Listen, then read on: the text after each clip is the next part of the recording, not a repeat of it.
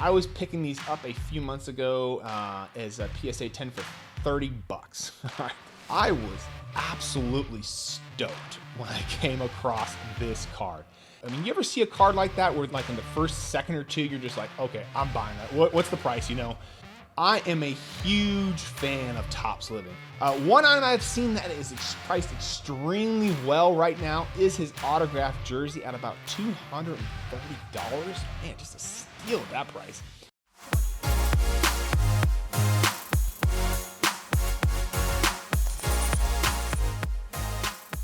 All right, welcome back to another episode of the Powers Sports Memorabilia Show. I am your host, Matt Powers. Thank you again for joining me. Please visit the website, powersportsmemorabilia.com. Also, give me a follow over there on Instagram, at Powers Autographs. Well, there has been one baseball player, sports cards, and autographs I have been buying lately.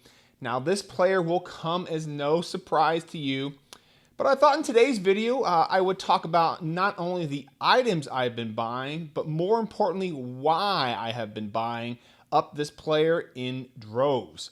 Now, my hope about this video is to get you thinking about other players in a different way and possibly applying this strategy to those players.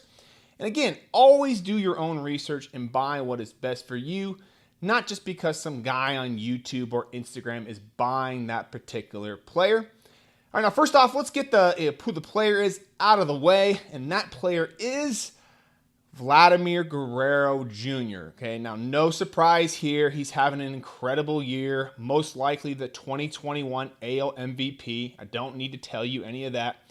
But before I get into the items, let's talk about what I think is more important part of today's video, and that is the why. Now, outside of him obviously playing well, there are a few other factors that I always like to consider before buying items to add to my website. Now, let's touch on three things that I like to look for. All right, number one is name recognition. Now, if you walked down the street and asked a casual baseball fan if they know who this particular player is, what type of answer would you get? You know, a definite yes or an I'm not so sure. Now, with Vlad Jr., I don't think the answer is 100% yes just yet. He's certainly not on the level of a Mike Trout type player. However, I think that works a little bit to his advantage right now because I believe that some of his items are a little bit undervalued due to his little lack of name recognition as of this particular moment. With that being said, I do think Vlad Jr.'s name recognition is increasing. Now, I like the fact that his dad is Vladimir Guerrero Sr., a baseball Hall of Famer. You know, and that gives him two ways of promoting his name, all right? Through traditional media such as social media, live games, and also, Sports Center, for example.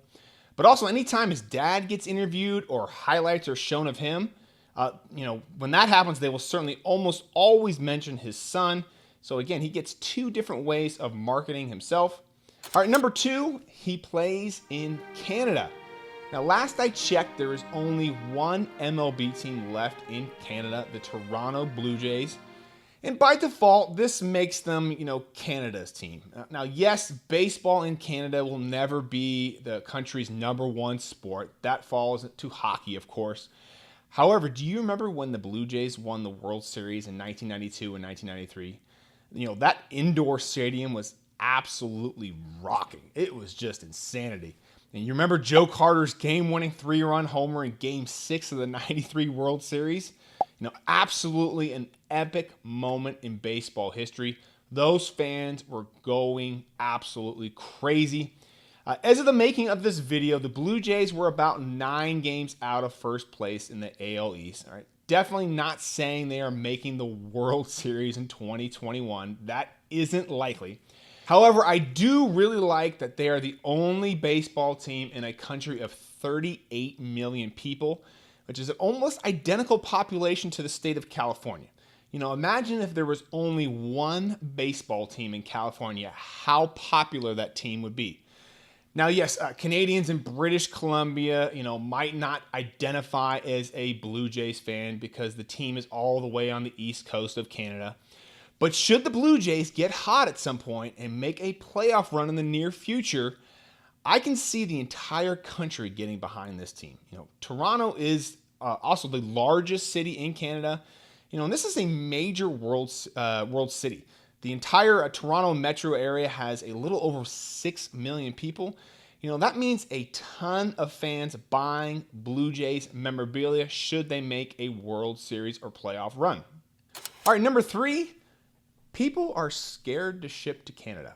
I really don't get it, but for some reason, many people think Canada is some weird foreign land and that if they ship their product there, that it's almost like guaranteed to get lost. As I just talked about, Canada is about as American in some parts, all right? They have a thriving economy, a well-educated population, and a safe country. There is not a logical reason why someone should not be shipping their product to Canada. Some may argue cost, but, I can ship a card with tracking to Canada for about $14 via USPS first class mail. It gets there in about 2 weeks. If people don't want to ship their Vladimir Guerrero Jr. memorabilia to Canada, that's fine with me. I mean, less competition. But please, people, Canada is like practically shipping to the United States, all right? The only drawback is if you use FedEx or UPS. The customs fees are absolutely theft, way too high. I definitely would avoid using them at all costs. All right, to summarize before we get into the items, I like to look for players who are obviously playing well, have good name recognition, and have some strategic advantage, either where they play or the background of the player. For example, Steve Nash sells really well in Canada because he's, you guessed it, Canadian. All right, now let's move on to the items I have enjoyed picking up recently. Let's touch on the cards first because I know that's what everyone wants to know. Now, again, if you watched any of my videos, I love the cheap cards. I hate having to keep saying that, but there are a lot of new people watching the videos, and I always want to keep mentioning that, all right? I tend to stay away from the more expensive cards because my strategy is to not only help the casual collector buy cards, but also the gift giver who is just looking for, a nice quality card at an affordable price to give as a gift. But with that being said, here are 4 cards I have been picking up recently. And that number 1 is the 2019 Topps Update card number US62. This is my absolute favorite here. All right, great price. I was picking these up a few months ago as a PSA 10 for $30. All right, $30. That's an absolute steal. They've since doubled in price since I've been buying them, so I have moved up my retirement date about a month. All right, so thank you, Vladimir Guerrero Jr. for that. What I love about this card is that it has his rookie debut date on the card. I think that's very cool to have in one's collection. I'm not too keen on the image, though. That's kind of the main drawback of this card. It's just kind of a random picture of him in the dugout jumping. I'm not sure what he's jumping about. An action shot would have been better, but you know what? It is what it is, but you cannot beat the price on this card. All right, number 2, 2019 Topps Update card number US62, but the gold version. So again, same card as number 1, but the gold version, which is numbered to 2019. Anything gold I love for really any player. I think that is the best color parallel for any card. I was picking these up for about $30 to $40 ungraded and about as cheap as $100 as a PSA 10. So very nice price there. If you don't like this one, there are definitely a few other gold cards out there. They definitely always seem to be the most eye-appealing card, and I don't think you can go wrong picking up any gold parallel of Vladimir Guerrero Jr. All right, number 3 is the 2019 Topps Complete Set card number 700. This is the fielding variation. I was absolutely stoked when I came across this card. It was one of those cards when I saw it, I knew I had to have it. All right. You ever see a card like that where like in the first second or two, you're just like, okay, I'm buying that. What's the price? This was that particular card. This is that type of card that absolutely needs to be in someone's collection. I just love the fact that he has those awesome shades on, and the background also matches his jersey color. So anytime you can do a color matching card, it just makes for such an eye-appealing card. And again, another cheap pickup here. I was picking up PSA 10s on this one for 55 bucks. All right, number 4 is the 2019 Topps Living card number 179.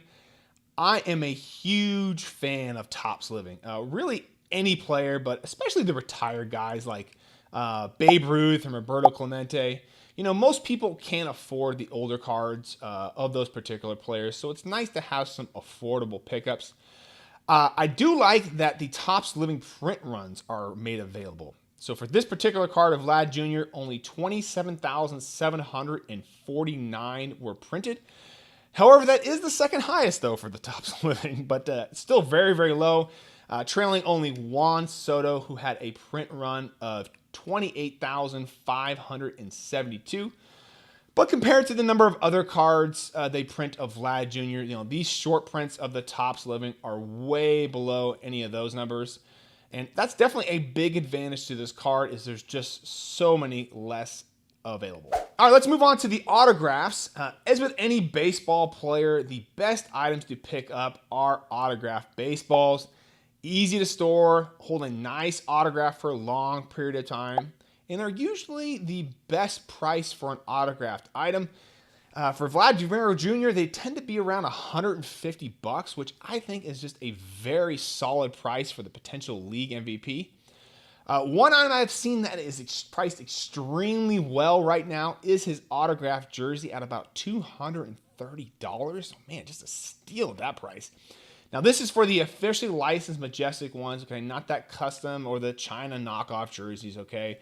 Get the real jersey.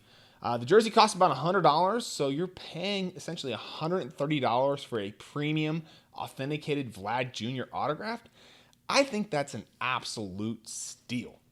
All right, hope you like this video as we take a look into my strategy on Vlad Jr. and some of the items that I like on him. And again, please always do your own research and buy what you like and what fits into your budget, not just because I like certain items. Again, if you like these sorts of videos, again, please feel free to like, share, and subscribe. I definitely always appreciate it. When you can, please visit the website, powersportsmemorabilia.com. Also, give me a follow over there on Instagram at Powers Autographs, and I will see you on the next episode.